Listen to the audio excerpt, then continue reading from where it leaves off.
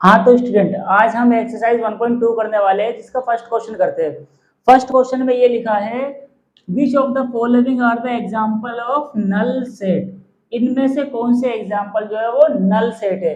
तो null set पहले समझेंगे कहते किसे। नल नल सेट को एम्प्टी सेट भी हम कहते हैं। एम्प्टी मतलब क्या होता है, खाली। तो नल सेट का मतलब भी होता है खाली सेट, कोई भी ऐसा सेट जिसे कलेक्ट ही ना किया जा सकता हो, वो नल सेट है।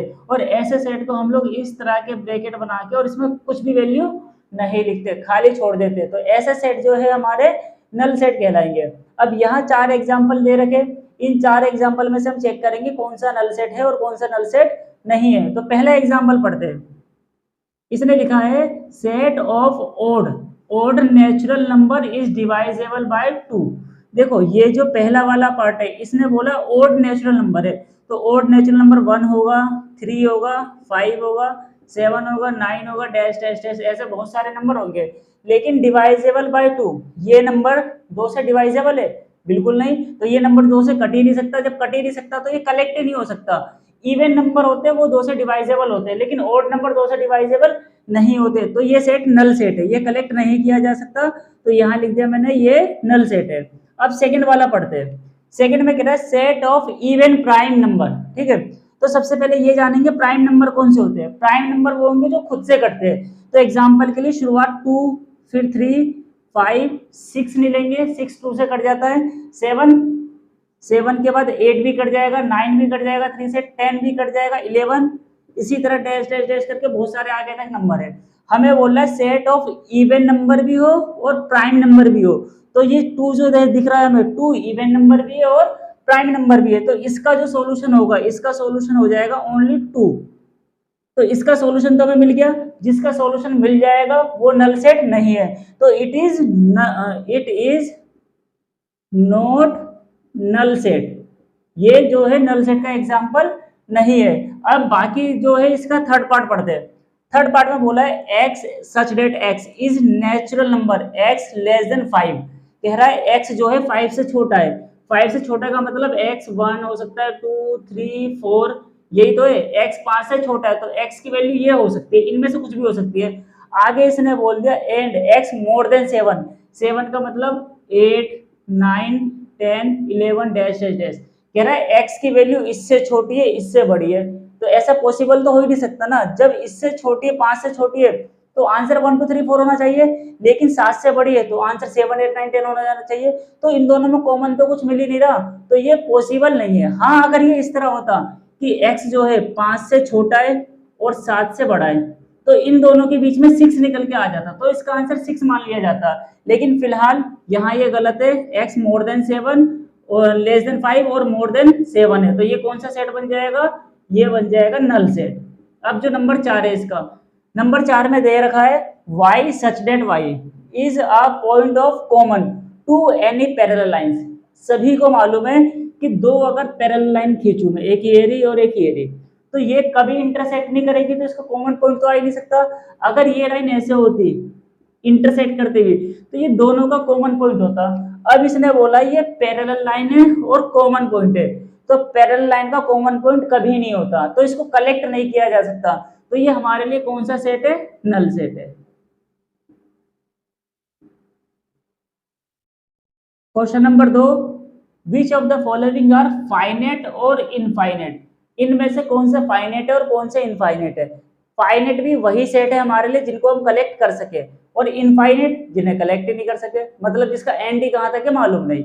अब यहाँ देखते हैं, the set of month of a year, एक ईयर में जितने भी मंथ है उनका सेट कलेक्ट करना है। तो ये तो कलेक्ट हो जाएगा ना, 12 मंथ होते हैं, तो ये जो कलेक्ट हो जाएगा, तो ये कौन सा होगा, ये वाला, ये हो गया हमारे लिए फाइनेट।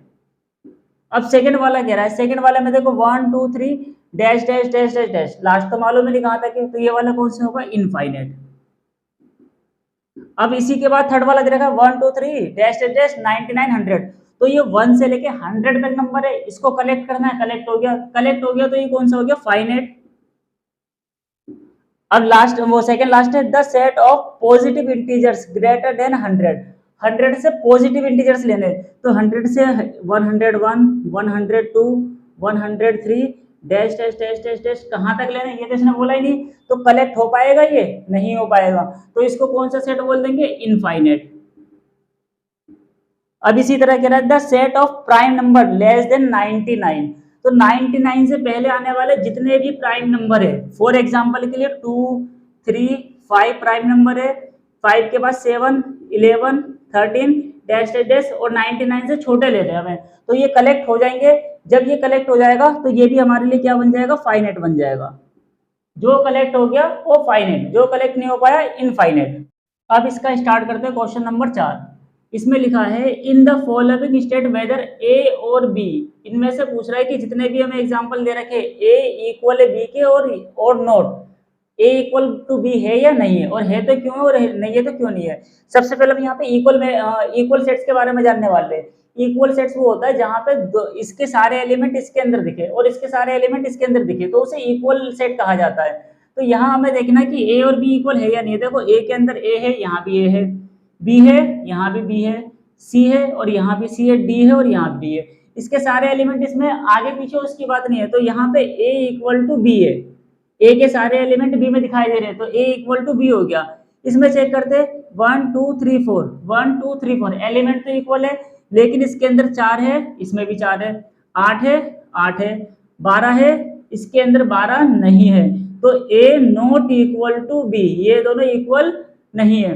अब इसमें देखते ए सेट में हमें 2 4 6 8 और 10 दे रखा है। यहाँ जो लिखा हुआ है x such that x is a positive even integers and x less than or equal to 10, तो यहाँ जो मतलब है x जो है हमारे पास इवन नंबर है, लेस देन 10 और इक्वल टू 10, तो 2 होगा, इसका सॉल्यूशन 4 होगा, 6 होगा, 8 होगा और 10 भी होगा, क्योंकि इक्वल टू 10 यहाँ x की जो वैल्यू है इसका मतलब लेस देन 10, लेकिन यहाँ नीचे लाइन खींच दूंगा तो इसका मतलब वो 10 भी हो सकती है। तो यहाँ देखो 2 से 2 4 4 6 6 8 8 10 10, तो सारे एलिमेंट इक्वल आ गए, तो a इक्वल टू बी है इस क्वेश्चन के अंदर।